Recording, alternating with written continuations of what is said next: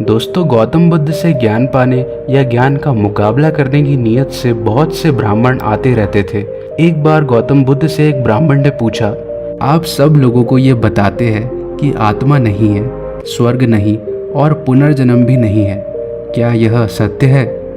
गौतम बुद्ध: आपको ये किसने बताया कि मैंने ऐसा कहा? ब्राह्मण: नहीं, ऐसा किसी ने बताया नहीं। गौतम बुद्ध: फिर मैंने ऐसा कहा, ये बताने वाला व्यक्ति को आप जानते हो? ब्राह्मण: नहीं बुद्ध। गौतम बुद्ध: मुझे ऐसा कहते हुए क्या आपने कभी सुना है?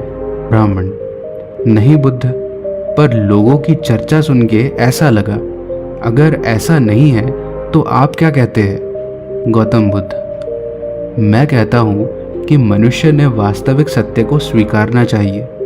ब्राह्मण: मैं समझा नहीं तथागत, कृपया सरलता में बताइए। गौतम बुद्ध: मनुष्य को 5 ब्रह्म ज्ञानेंद्रियां है जिसकी मदद से वह सत्य को समझ सकता है। पहला, आंखें, मनुष्य आंखों से देखता है। दूसरा, कान, मनुष्य कानों से सुनता है। तीसरा, नाक, मनुष्य नाक से श्वास लेता है। चौथा, जिह्वा, मनुष्य जिह्वा से स्वाद लेता है। और पांचवा, त्वचा, मनुष्य त्वचा से स्पर्श महसूस करता है। इन 5 ज्ञानेंद्रियों में से 2 या 3 ज्ञानेंद्रियों की मदद से मनुष्य सत्य जान सकता है। ब्राह्मण: कैसे बुद्ध? गौतम बुद्ध: आंखों से पानी देख सकते हैं, पर वह ठंडा है या गर्म है ये जानने के लिए हमें त्वचा की मदद लेनी पड़ती है। वह मीठा है या नमकीन ये जानने के लिए हमें जिह्वा की मदद लेनी पड़ती है। ब्राह्मण: फिर भगवान है या नहीं, इस सत्य को कैसे जानेंगे बुद्ध? गौतम बुद्ध: आप वायु को देख सकते हैं? ब्राह्मण: नहीं तथागत। गौतम बुद्ध: इसका मतलब वायु नहीं है, ऐसा होता है क्या? ब्राह्मण: नहीं तथागत। गौतम बुद्ध: वायु दिखती नहीं है, फिर भी हम उसका अस्तित्व नकार नहीं सकते हैं, क्योंकि हम वायु को ही सांस के द्वारा अंदर लेते हैं और बाहर निकालते हैं। जब वायु का झोंका आता है तब पेड़ पत्ते हिलते हैं, यह हम देखते हैं और महसूस भी करते हैं। अब आप बताओ कि भगवान हमें 5 ज्ञानेंद्रियों से महसूस होते हैं क्या? ब्राह्मण: नहीं तथागत। गौतम बुद्ध: आपके माता पिता ने देखा है, ऐसा उन्होंने आपको बताया है? ब्राह्मण: नहीं तथागत। गौतम बुद्ध: फिर परिवार के किसी पूर्वज ने देखा है, ऐसा आपने सुना है? ब्राह्मण: नहीं तथागत। गौतम बुद्ध: मैं यही कहता हूँ कि जिसे आज तक किसी ने देखा नहीं, जिसे हमारी ज्ञानेंद्रियों से जान नहीं सकते, वह सत्य नहीं है, इसलिए उसके बारे में सोचना व्यर्थ है। ब्राह्मण: वह ठीक है तथागत, पर हम जिंदा है, इसका मतलब हमारे अंदर आत्मा है, ये आप मानते हैं या नहीं? गौतम बुद्ध: मुझे बताइए, मनुष्य मरता है, इसका मतलब क्या होता है?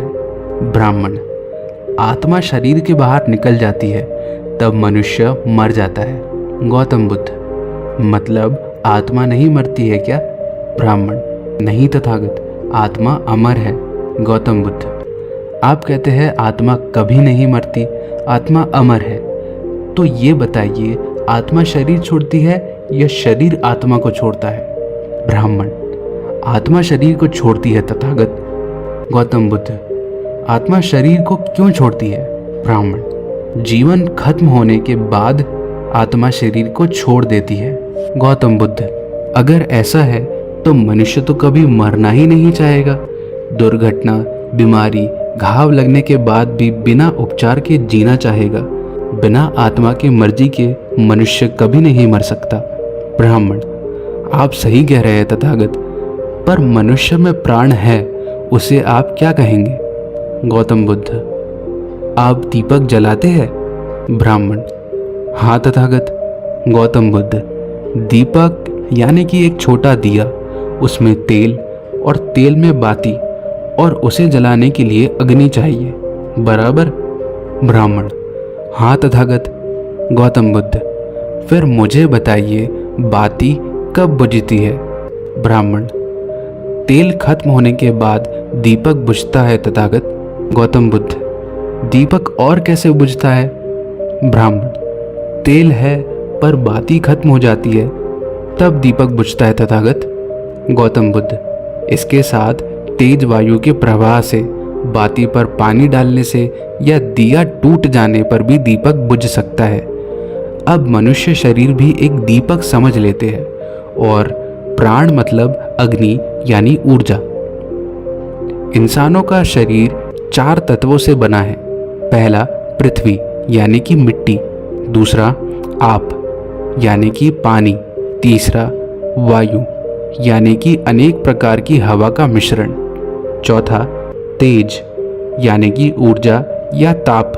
अगर इसमें से एक पदार्थ अलग कर देंगे तो ऊर्जा और ताप का निर्माण होना रुक जाएगा, मनुष्य निष्क्रिय हो जाएगा।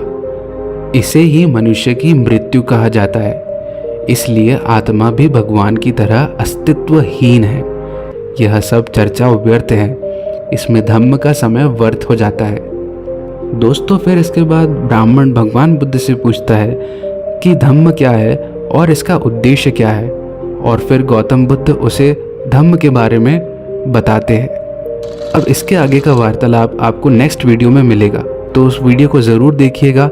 और यह वीडियो अच्छी लगी हो तो प्लीज़ इसको लाइक करिए और अपने दोस्तों और परिवार के साथ इस वीडियो को शेयर करिए। और ऐसी ही और बुद्धा स्टोरीज़ को देखने के लिए हमारे YouTube चैनल को सब्सक्राइब करिए। धन्यवाद। नमो बुद्धाय। जय भीम।